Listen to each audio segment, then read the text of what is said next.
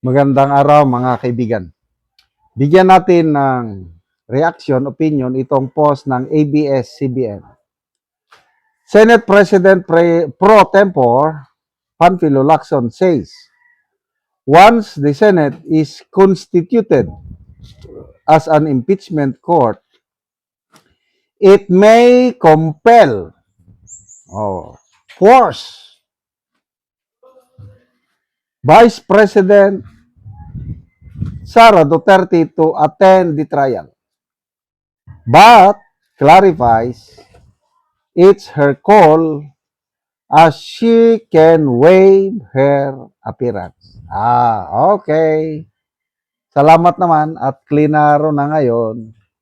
Hindi tulad sa Committee on Justice. Ilang beses na silang nananawagan, mag-attend ka naman, magpakita ka naman. Wala. Dinidma sila ni BP Sara. So dito, dahil korte na ito, yes,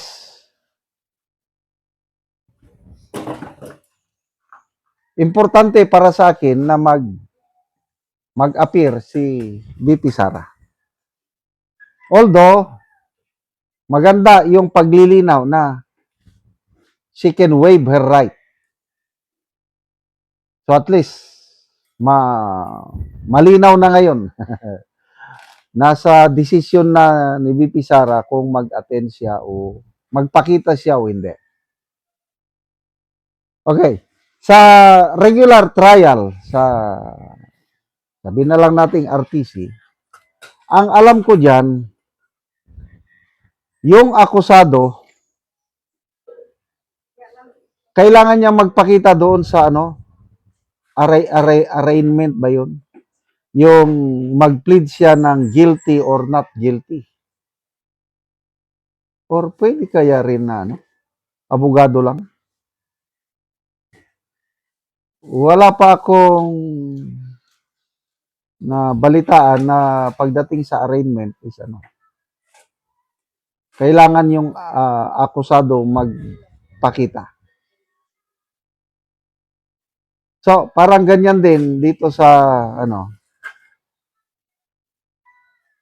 to me, mas maganda kung mag-attend si BP Sara. At ako, opinion ko lang ito,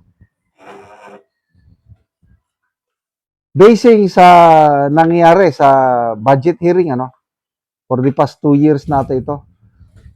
Doon sa House, halos ayaw magpakita si BP Sara sa budget deliberation.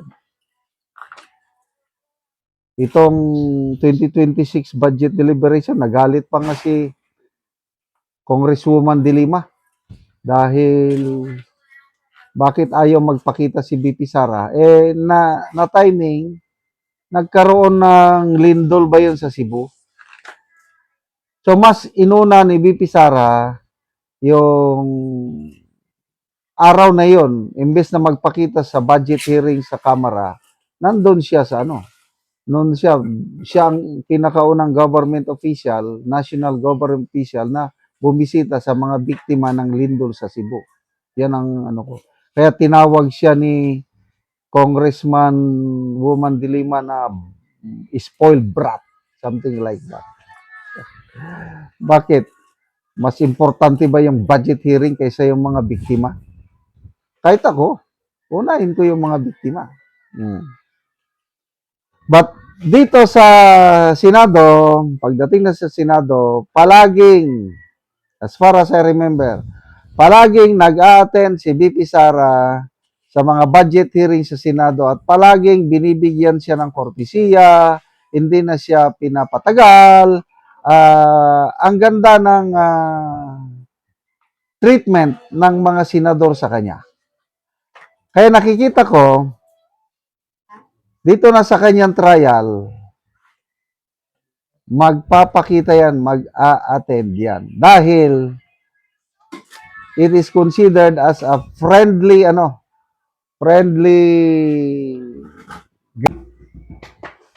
yan, kakampi ang mga senador. Kung paniwalaan natin, pakinggan natin si Mr. Lito Banayo. 4 lang na senador yung may tuturing natin na kalaban ni BP Sara pagdating sa impeachment. What do I mean with kalaban? Kahit may ebidensya o wala, itong 4 na ito, tinawag nga ni Attorney Panilon, mga pusakal. Dahil sigurado daw na ang boto nila is conviction ni BP Sara. Oh, so sino? Sino? Soto, Lacson, Hontiveros, and Kiko Pangilinan. Yan lang ang mga kontra kay BP Sara. All others, wala na yan. Kaibigan na yan. I don't know, itong dalawang tulpo, pwede ring kalaban ni BP Sara pala yan, yung magkapatid na tulpo. But dahil re-electionist si Rafi Tulfo, baka mag-playing siya. Pwede siyang mag-abstain. Si Erwin Tulfo, yan, pwedeng bumoto ng conviction. So, 5. Bam Aquino, ay mautak si Bam Aquino. Politiko yan. Posibleng maging contender siya na, pwedeng maging standard bearer siya ng kakamping. So kung ako si Bam Aquino, ang daming mga DDS, once na bumoto ako ng conviction, wala na akong pag-asa sa Mindanao, Visayas, maapektuhan ako. Kaya, again, posible si Bam Aquino, boboto yan ng abstention.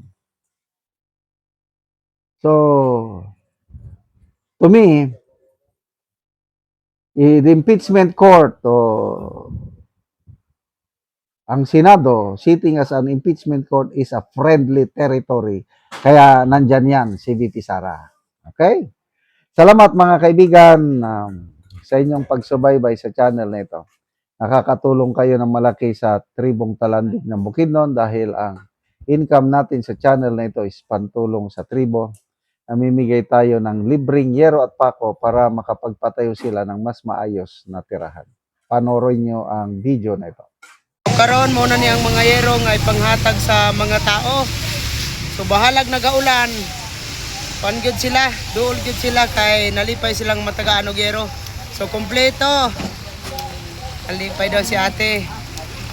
So kompleto gyud, lansang, pako, plinsen o yero, kompleto. Tanan.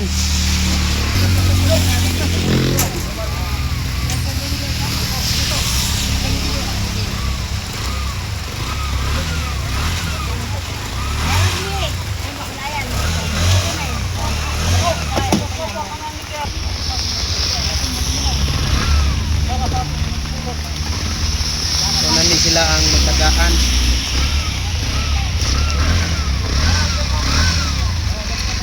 Salamat kay sa Ginoo sir nga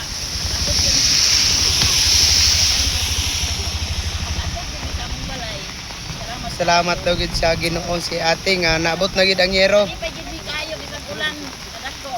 Nagi mi dito sa highway. Oo. Tanaw gid namo ang kuan. Yatag nga yero. Sige. So ang uban naalang sila sa ilang balay, so magkuha lang sila karon kay ulan man nga kusog karon. So wala gid tanan nakaani tungod sa ulan.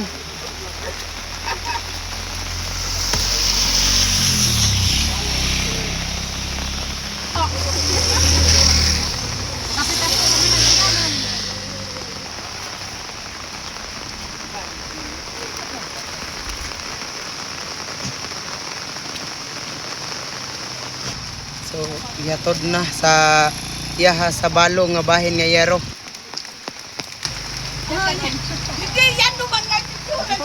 Ug karon mo na ni ang balay ni nanay sa usa ka balo. Oo, kaginuda man gid kan doon ano, ato man hano ato nos tulo. Oh, ang iyang balay karon gaulan man, so inaani na gyud ang tulo. Oo, yan naman yun na kayo. So muna ni ang iyang higdaanan. Oo. So nagatulo gyud ang tubig At man ano. tungod sa ulan. So naa na gyud sa iyang higdaanan. So gipansumpay-sumpay lang gani ang hirog ang sako. So inaani na gyud ang iyang pagpuyo in town, Ano sila tinanay. sa Ginoo nga naay hinabang nga sin sa ako nga naluoy gyapon sila sa ako nga lisod kayo akong kabutang kay lisod ang walay bana.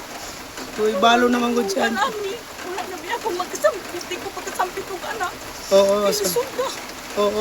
salamat. Man, salamat kaayo sa naga dunir sa sinsa. Salamat sa Ginoo, Ginoo. Nanlanginan ug sa tigit yung kuminginon kay di na wa ka na ko sin. Oo, sige, salamat kayo nanay. Salamat sa iyo sa Ginoo si dito. Oo, sige nanay.